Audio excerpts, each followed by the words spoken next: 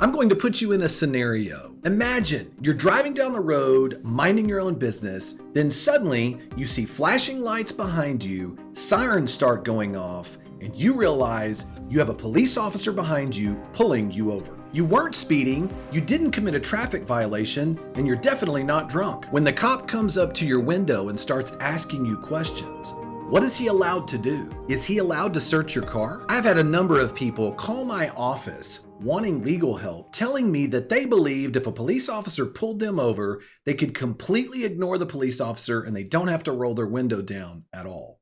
Unfortunately, it doesn't work that way. Let's look at what your options are if a police officer pulls you over and if he starts talking to you, and when he can or cannot look to search your car. First, do you have to pull over?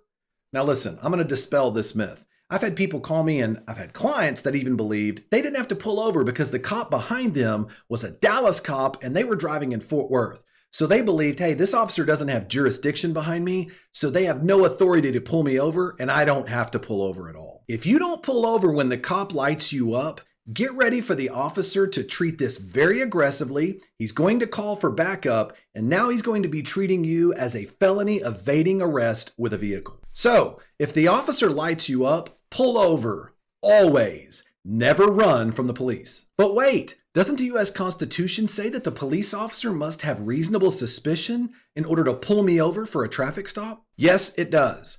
But here's the thing. The most common way that I see a police officer establish reasonable suspicion to pull you over is to claim you committed some type of traffic violation. In other words, maybe you were speeding, maybe you had a busted taillight, maybe, here's one I see all the time, maybe you actually stopped over the crosswalk and now they use that as a basis to pull you over. I'm going to lay out the top tricks for you to look out for when dealing with the police on a traffic stop. Now, normally, the police need a warrant to search you, your place, or your property. However, with cars, there is something known as a warrantless search that has been carved out by the U.S. Supreme Court. The Supreme Court has said that as long as the police officer has reasonable suspicion that a crime has been committed, they can pull you over for a traffic stop. You may know that you've done nothing wrong under the law. You may know that you weren't speeding. But the reality of it is, if the officer has even a small amount of evidence, reasonable suspicion, they now have the legal right to pull you over. So don't run from the cops. However, you are right to feel that you've been wronged if you did absolutely nothing illegal and the police officer pulled you over anyway. In fact, under the United States Constitution, it states that a police officer can't just pull you over for a hunch that you're doing something illegal. That becomes a violation of your Fourth Amendment rights. A good example of this is when I see cops hanging out near a restaurant or a bar, and they just start pulling people over on their own based upon a hunch. They didn't like the way somebody looked. They thought you seemed to be suspicious in their mind, or they had a hunch you might be drunk because you came from a place that served alcohol. This is wrong and it's illegal. Unfortunately, you and I both know that police officers write up police reports after you've been arrested. So they will come in and look back at the event and write up the entire police report in a way that absolutely substantiates that they had reasonable suspicion to actually pull you over. This is exactly why it is important to have access to video of what exactly happened. Video evidence from the cop car, video evidence from the body camera, and video evidence that you should have because you recorded the encounter with the police officer. But once you've been pulled over, how do you know if the interaction with the police is actually infringing upon your constitutional rights? We've all heard that the Fourth Amendment of the United States Constitution was designed to protect us from unreasonable search and seizures. But how do you know if the way that the cops treated you actually violated your Fourth Amendment rights? If the officer pulling you over is able to establish reasonable suspicion, he can detain you long enough to complete the basis for his legal stop. In other words, long enough to write you a speeding ticket or give you a ticket for the traffic violation. However, cops can only legally detain you and hold you temporarily if a law has been broken. So now that the cop has actually pulled you over and he approaches you, it's at this point, both in Texas and in most states, the officer is going to ask you for your driver's license and your insurance. Now, why can he do that? Because in almost every state, you must have some type of driver's license and proof of insurance in order to be able to actually legally operate a motor vehicle. So he can ask you for this when he pulls you over. I know I've had so many people say, Jeff, that's not the case. Why do I have to give my driver's license and my insurance?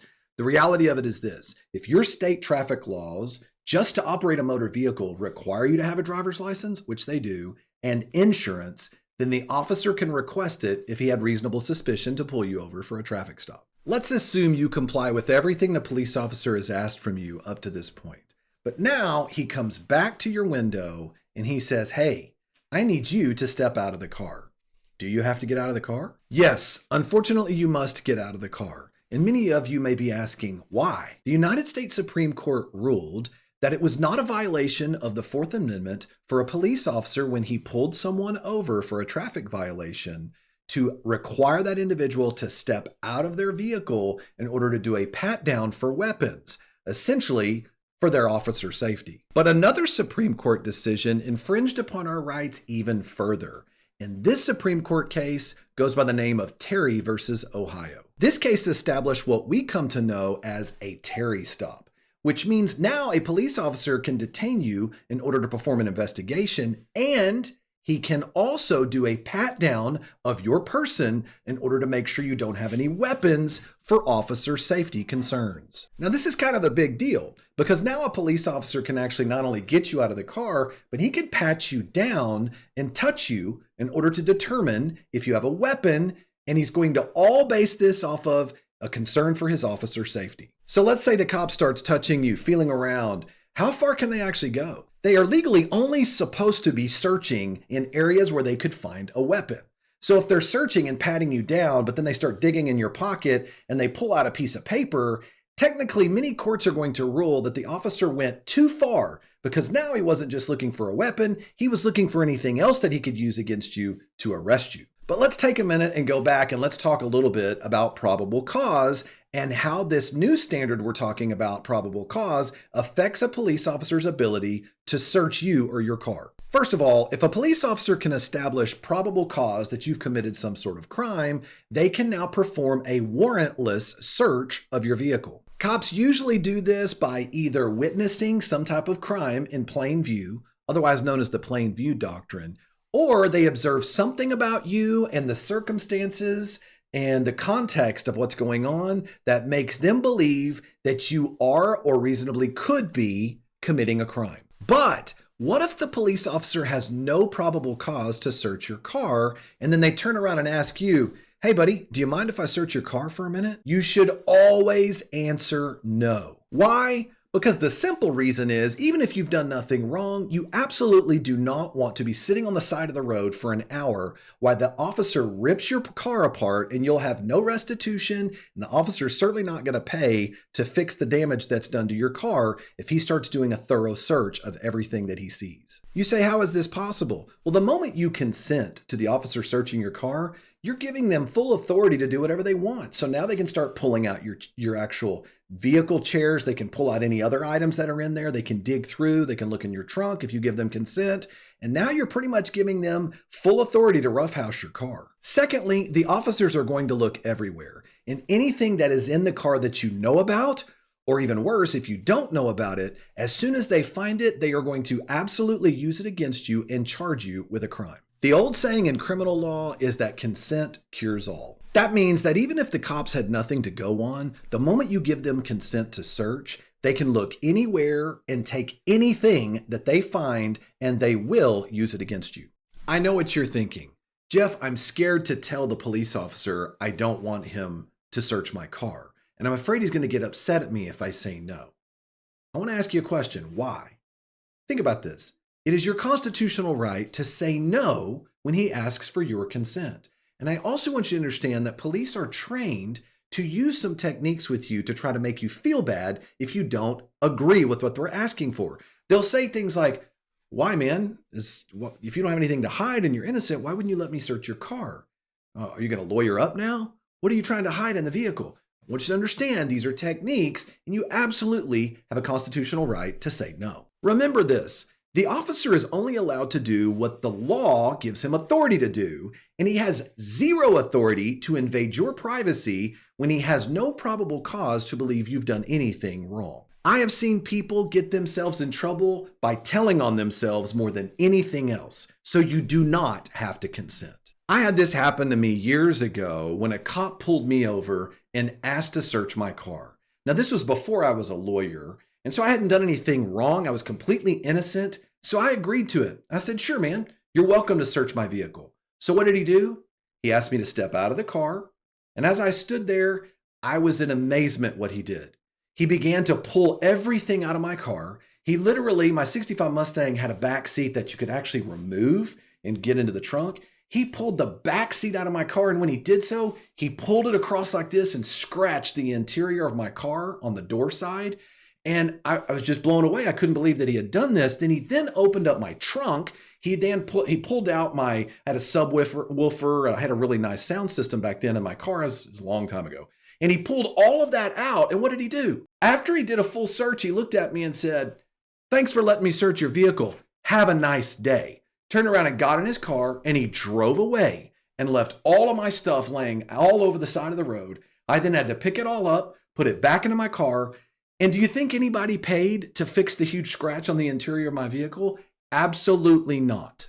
I really learned my lesson that day. That's exactly why I tell people now, listen, if you're innocent, you can absolutely exercise your constitutional right to say, no, officer, I do not consent to a search of my vehicle. So let's say you made the right choice now. You absolutely told the officer, I do not consent to a search of my car. And now the officer doesn't like that much, and he asks you to step out of the car.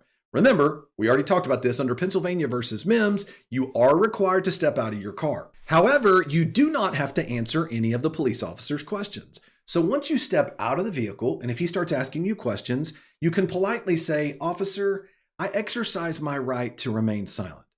If he keeps asking you again, over and over again, you can politely say, "Officer, once again, I exercise my right to remain silent." Always be polite and respectful, but exercise your right to remain silent and then say nothing. Now look, he may not like that you're not answering his questions, and at this point, he may ask you to put your hands up on the vehicle because he wants to do a pat-down search of you to look for weapons under Terry versus Ohio.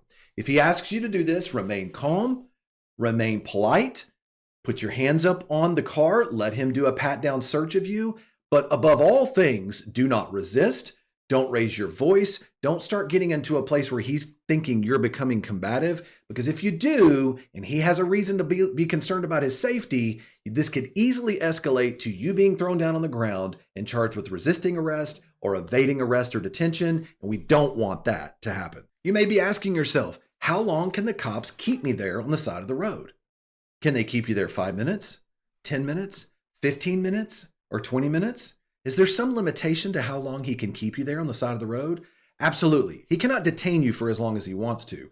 In fact, the United States Supreme Court has said that he is only able to lawfully detain you for the amount of time that it would reasonably take in order to complete the traffic stop. So if he's pulling you over for speeding, he can only hold you as long as what would reasonably be required to write that speeding ticket and get you on your way.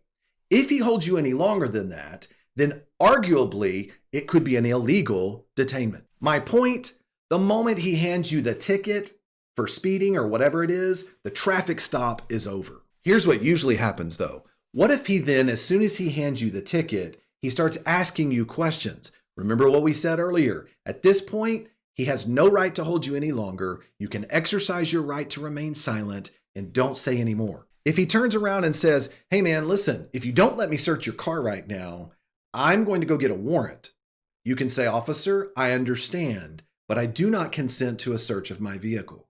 He might also say, "Well, I tell you what, man, I don't like your attitude. I think I'm going to go call for a drug dog, and I'm really going to just have the canine come out and do an alert around your vehicle." If he does this, you can say, "Officer, I understand. I do not consent to a search of my vehicle." This is important to know because if the police officer keeps you there on the side of the road, threatening to go get a drug dog, he cannot keep you there beyond the scope of the traffic stop. So him making you wait on the side of the road would be illegal. Even if the traffic stop is not over, what if he's still there and he hasn't even given you the ticket yet? He can't just decide he's going to keep you there. I actually had a case one time where I had someone who was held on the side of the road for over 2 hours while a police officer was claiming to still be completing the actual traffic violation. He's writing up a ticket, but he's waiting for the canine unit to show up so they can walk him around the car and alert on the vehicle. What was it determined to be? That was determined to be an unreasonable amount of time to hold someone on the side of the road because that's not why he was stopped to begin with. In that situation, we went into court, we filed a motion to suppress, and the entire case was thrown out because it was ruled to be inadmissible because they held him an unreasonable amount of time, which is the whole purpose of the Fourth Amendment. These are the rights that you need to know. But if the police officers violate your rights anyway, remember to remain silent and do not consent to a search and do not resist arrest. If you do, you're likely going to make it worse, and now you're going to play right into the police officer's hands because what they're going to do is arrest you, and now they're going to search your vehicle anyway under a concept known as an inventory search. The inventory search technique is something the police use all the time. If they can find even the smallest thing to arrest you for, then they will then perform an entire search of your vehicle under inventory PD policy. Many courts will uphold this as a legal basis to perform a search of your vehicle. This is another loophole that certain police officers like to use sometimes, where if they don't like your attitude or they see something that takes place that allows them to technically arrest you, it will then allow them to be able to search your vehicle whether you wanted them to or not. So remember, can cops make you get out of the car during a traffic stop? Yes, they can. Can they pat you down for weapons under Terry versus Ohio? Unfortunately, yes, they can. Can they search your car without a warrant and without probable cause? No, unless you give them consent. And can they hold you any longer than it takes to complete the traffic stop investigation? No, they can't. These are some critical rights every driver should know so that you don't end up like I did when I let a police officer tear up my '65 Mustang. Now, what happens if the cops claim they smell weed coming from your vehicle and now they want to use it as a basis to search your car? Can they legally do that? Check out this video where I break down the 3 tips if the cops claim they smell weed coming from your car. I'll break it all down and I'll see you over there.